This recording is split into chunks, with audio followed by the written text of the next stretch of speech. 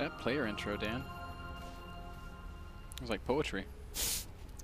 I try to give players like That was audio the chocolate. red carpet treatment, man. I want to make all of them seem very cool. Because QXC is one of the coolest guys, and I've never met DIMAGA, but he told me he's just one of the best DIMAGA guys. is the coolest guy. Last time I was in Ukraine, it was in January. He was like, hey, let's jump into the river together. I was like, In January? Must have been freezing. The river was frozen.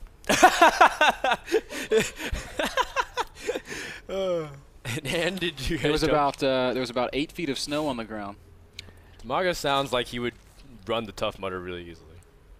DIMAGA's a tough guy. He's served in the Ukrainian military. Oh, that's right. And he sold jackets and stuff too. He's been through a lot. He's lived. He's a really good guy, man. But he's lived through adversity, and I feel like that builds great character. And I feel like DIMAGA has some of the greatest character of anybody in esports. He's so grateful, just to be a pro gamer, and is just a fantastic guy. I have so much respect for DIMAGA. Really love him. Did you see him tweet at you?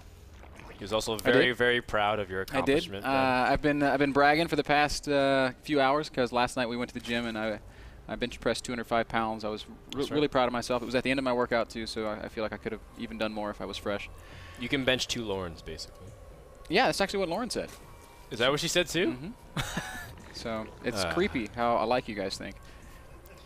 I guess that's why we get along so well. But I tweeted about it, and DIMAGA was like, "Hey, not bad." And I'm like actually bitterly thinking, DIMAGA, you be quiet. I know you can bench 400 pounds.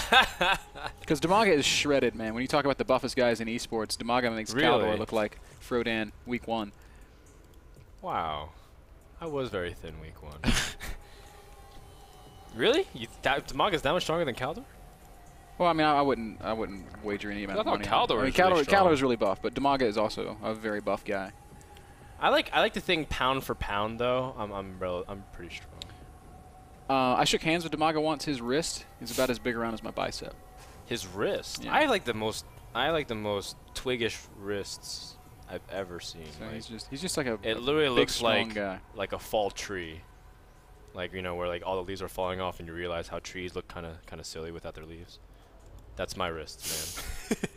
I got 2 of them. Dima's a beast, man. QXC's a beast too, man. Another one of the more athletic pro gamers. Yeah, does parkour. Is a blue belt in Brazilian Jiu-Jitsu. Wait, really? Which makes him a. So he can. You think he can? He's a bad dude. Out grapple you? Yeah, definitely. Ben's a sick grappler though. So is Andre. Man, there's so many people in esports that like could kick my butt. I better watch what I say. QXC's bigger than me and stronger than me, and knows at least as much as me. Better at Terran than you. Much better at Terran and probably much better at Zerg than me. QXC's a very good StarCraft player. Yeah. Now that we've painted a very nice portrait for you guys of what these players are like, let's talk a little bit about what we've seen thus far. We see a pretty standard Hellion Reactor opening from QXC, although he got 1 gas and he's getting a delayed 2nd gas. Now that gives him several options, but usually you don't go for a delayed 2nd gas if you want to go for Cloaked Banshee. And QXC does like aggressive stuff, which makes me always kind of question when he plays like mech. You know, I don't really necessarily think mech and QXC mesh. It's kind of like watching MMA mech. You know, something just doesn't necessarily feel right. But I mean, he's more than capable of pulling off those kinds of styles. QXC, of course, known for even his famous quote recently on Reddit saying, "If you're not attacking, you're losing." I admire QXC for his intelligence. He's a smart player, and he makes even when he's making mistakes, you see the genius of what he was trying to achieve, and I admire that about him a lot. Look at what DIMAGA's done here, Dan. The hatchery canceled. Hatch canceled to spread creep faster in the middle of the map. This is very cool. Something that I think Spanishiwa first started to do. Andre showed it to me, and I steal it at every opportunity. But basically, he sent a drone out to the middle of the map, started the hatchery, canceled it, and laid creep tumors. Yep. And this is going to kickstart his creep spread. Unfortunately, it's going to let these Hellions run around the Queens. And the Hellions now get a good scout, might be able to pick off a few drones here and there.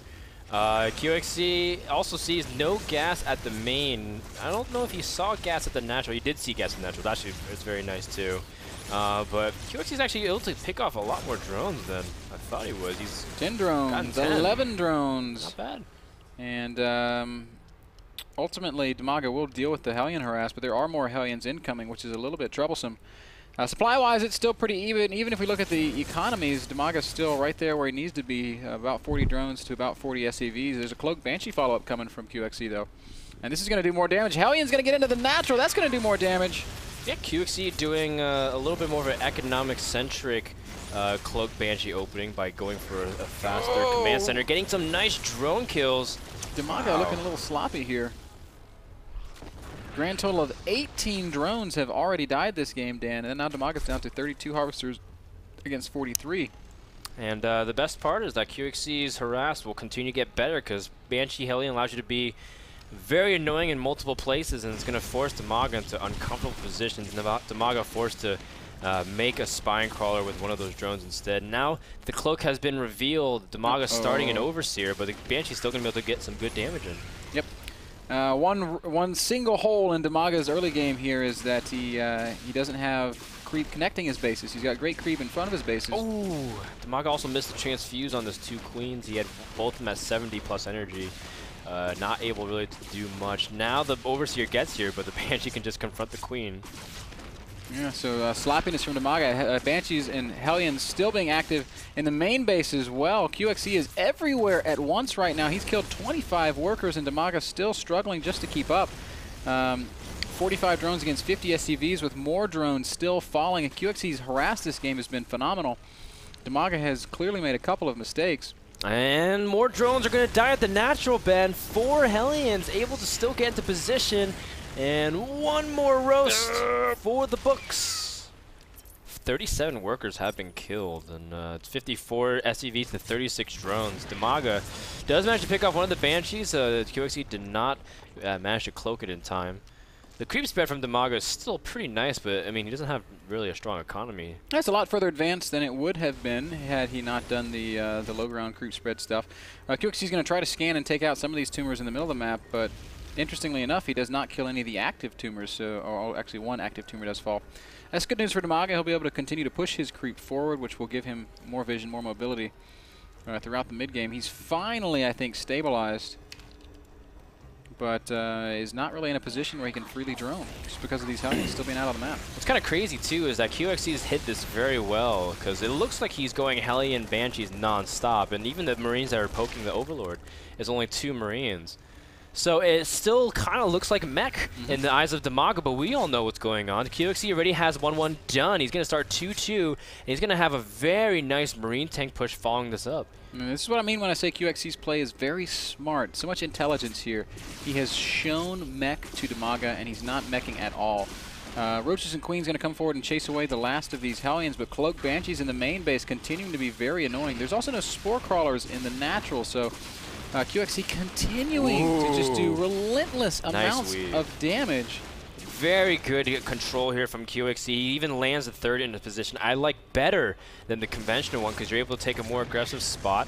You have to defend less places. You usually wall off the top of this ramp too. This is a move we see Alive do quite often from Fnatic. These Banshee is able to take out the extractors. Now you might think that's not that big of a deal, but it is. Zerg wants to get up their other tech. QXC actually lets it live for a little bit. He's not necessarily able to take out the extractor. Man. Extractor will eventually heal back to full health because it's awesome. It's like, it doesn't even make sense, right? It's like it's bleeding, it's like gasping for breath, and like you really think it's like his last moments, but creep gives it life force. It like breathes life. Finally, DIMAGA's going to kill this final Banshee. Very nice from DIMAGA to finally clean it up, but he's got bigger things to worry about now. He says, "Oh, I see bio. Do I have the infestors to deal with the bio?" And the answer is no. He's got roaches, because he was expecting more Hellions to pop out, and just roaches against bio is, well, we all know how that ends, man. It's lackluster, man. Stemmed bio under Medivacs is fantastic against roaches, even with well-upgraded roaches in play. DIMAGA's numbers in the case of this drop are overwhelming, so QXC has to lift. But Demon needs to figure out some sort of answer to this bio play. Baneling Nest or Infestation Pit. It will be Infestors. Yeah, I mean, but once tanks get into position, Roaches just can't really approach the bio. Need at least something to buffer, whether it's Zerglings, Banelings, or even more. QXE taking a 4th base very aggressively rather than setting up a 2-2 timing. This is very, very actually confident play from QXE. I like it. You know, he's taking really strong tempo from his opponent, constantly harassing, never truly overextending himself, and able to do lots of damage. QXE is double dropping once again in the main, but DIMAGA doesn't really have the units in place, and the drop is doing way more. A couple transfusions on Roaches, picks off a couple bio units, does buy himself the time for the majority of his army to get back in position. Will lose a queen, but picks off a medevac and a handful of bio. DIMAGA has, surprisingly, Dan, reached back and found some semblance of stability. He's at 160 supply against 166 supply, so even in supply, technically. The problem still, though, is that he doesn't seem to have a good answer for this bio. A lot of Roaches about to get caught in a really awkward spot. DIMAGA's going to come forward and try to pick off a tank, but should run back. He's not going to be able to win this fight. Losing a lot of Roaches to these stemmed Marines and Marauders. Over at the 4th, DIMAGA does have a run by, and QXE trying to stem his units, just going to pile into the bunker and try to repair it, which means he should be fine. QXE also moving closer to the center of DIMAGA's half of the side. He burrowed some Roaches to avoid it. The Roaches do take care of the bunker. QXE not stabilizing back at home because he doesn't have a tank in position, but he's just going to trade a couple bases. It's okay. I guess he could just lift his command center while Zerg really can't go anywhere. DIMAGA, meanwhile, is building infestors, which will give him some sort of an answer to this attacking force. The problem that he has is that at least one of them is building at this 3rd base, which is probably going to be killed shortly. QXE eventually has kind of stabilized back at home. There are still Roaches in his natural. Yeah, he just needs to kind of get that tank. That tank, what are you doing, tank? What are you doing? Siege tank, stop! Siege tank, go home. Actually, surprisingly, DIMAGA's going to clean up all of this back at his 3rd base, and he's not going to lose this expansion. That's a really nice turn of events for him. It's going to give him the stability he needs to maybe make it into a healthy mid-game. He does have infestors out now, so he will be able to do something about the bio. The problem that he has is economically he is behind, man. He has 48 drones to 73 SCVs. He has 3 bases to 4. And that's really not a position that you can macro from as a Zerg player, certainly not when you're playing Roach Infestor against a sort of bio siege tank. I mean, QXE has the ideal army for fighting what DIMAGA is doing. Yeah, I don't really think DIMAGA can do anything about this fortified position from QXE. He even has 2-2, so he's on even upgrades and he's getting +3. That's going to really amplify the power of the Marines, considering DIMAGA isn't anywhere near any kind of tech other than layer. He's stuck on this composition for a while. And if he tries to tech switch out of it, he's going to be in a lot of trouble. He doesn't even have that strong of economy. He's not mining that much gas, Ben. He's on 5 geysers, not even optimizing his 6th one. He's basically pure Roach Infestor. It'd almost be funny, and it might even make sense for him to throw down a Hydralisk Den at this point. We know that Stefano showed some of that against Ganji today in the Lone Star Clash. But in general, you don't see those kinds of play. It doesn't make the most sense. Oh, DIMAGA wanted to catch a medevac, but... Well, now he will, but at the cost of trapping almost all of his units.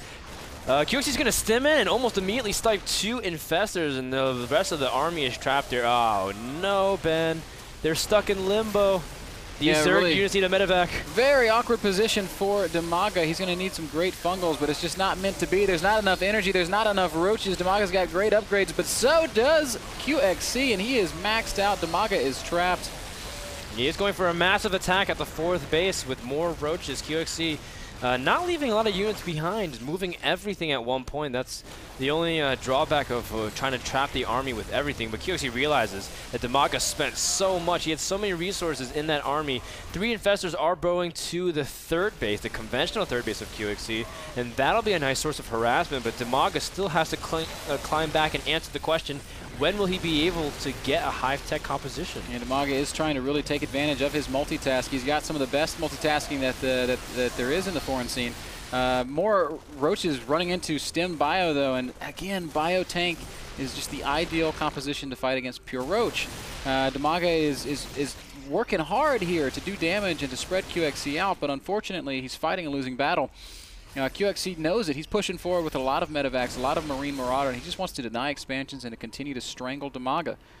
Ironically, because of all the damage that DIMAGA take, he still has money in each of his bases, but it's not that much. He's starting to run out of cash, and when he does eventually mine out his bases, he's going to have no real answer. He's going to be out of options.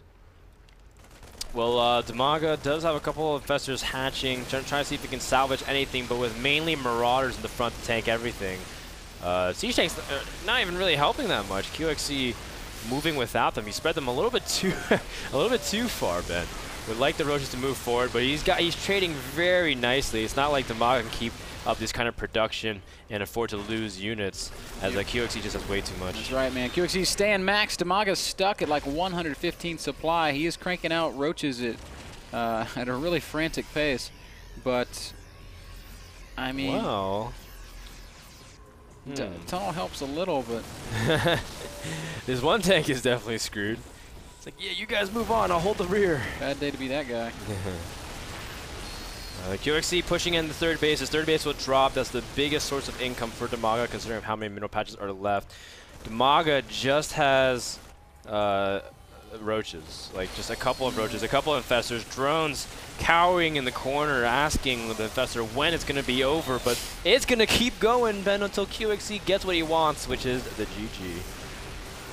That's right, man. It's all over here in game number 1. QXC playing great on Daybreak. DIMAGA did his best, but is forced to concede. GG gets called, and QXC goes up 1-0 in this best of 3. Very well done. QXC's build, in general, looked really cool. Delayed gas, that way Zerg doesn't be suspicious of a Cloak Banshee. Then when the Cloak Banshee comes, like, okay, is he going mech? He only showed Hellions. Then went back into bio.